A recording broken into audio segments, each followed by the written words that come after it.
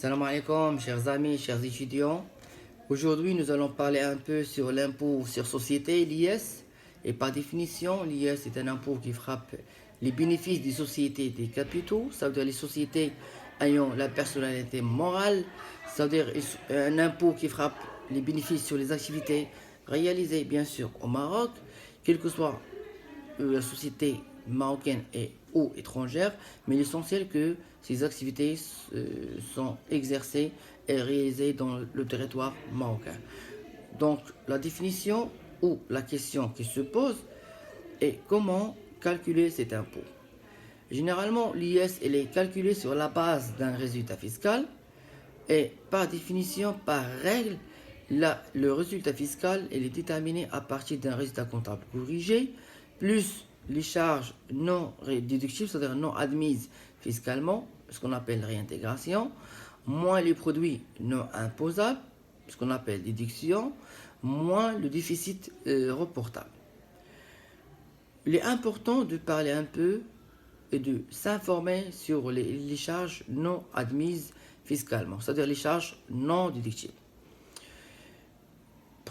De prime abord, toute charge non liée à l'exploitation est une charge non déductible. Ça de 1. De 2, toute pénalité, majoration et amende fiscale est une charge non admise fiscalement. En troisième lieu, je prends le cas des cadeaux de nature d'office. Les cadeaux sont admis fiscalement, mais il faut respecter deux conditions. La première est que le prix unitaire du cadeau ne doit pas dépasser 100 dirhams. Et la deuxième condition, le cadeau doit porter le sigle ou le nom de la société ou la marque des produits commercialisés par cette société.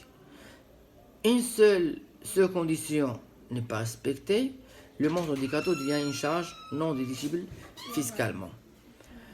Quatrième élément, pour les dotations aux amortissements d'une voiture de tourisme ou d'une voiture acquise via le crédit bail, généralement le code d'impôt a fixé un plafond pour le prix d'achat, c'est-à-dire 300 000.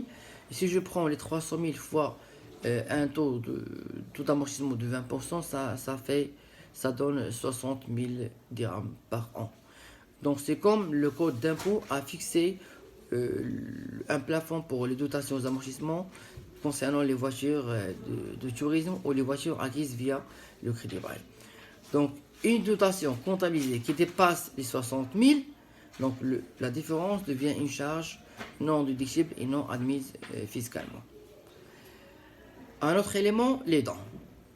Pour les dons octroyés aux œuvres sociales, le plafond fixé par la loi fiscale est de 2 pour 1000 du chiffre d'affaires.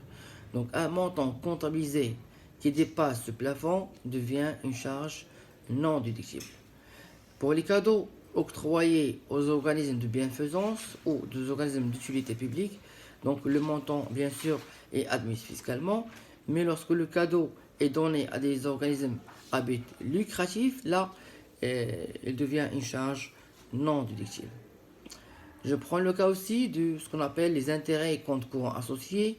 Généralement, ces intérêts ne sont pas admis fiscalement si le capital n'est pas entièrement libéré. Mais le cas contraire, si le capital est entièrement libéré, et pour que ces charges d'intérêt du compte courant associé seront admis fiscalement, on doit respecter deux conditions. La première est que le montant emprunté ne doit pas dépasser le capital. Et la deuxième est que le taux d'intérêt appliqué ne doit pas dépasser, bien sûr, le taux fixé par Banque El Maghreb. À ajouter aussi différentes charges qui ne sont pas admises fiscalement. Je prends le cas de l'assurance vie contractée au nom du PDG. Généralement, l'assurance vie est considérée comme un placement d'argent et pas une charge. C'est pour cela cette prime d'assurance vie, lorsqu'elle est contractée au nom de la société ou au nom du PDG, n'est pas considérée comme charge et donc n'est pas admise fiscalement. Donc, grosso modo, les charges qu'on peut s'informer est-ce qu'elles sont admises fiscalement ou ne sont pas admises fiscalement, il faut se référer toujours au code d'impôt, au code général d'impôt bien sûr. Pour les produits exonérés ou non imposables, je prends le cas des dividendes, que ce sont des produits financiers qui sont exonérés à 100%. Donc, et voilà, pour cette vidéo vient d'être terminée, et on reste toujours en contact pour une deuxième vidéo pour un type de cas bien sûr lié à l'IS.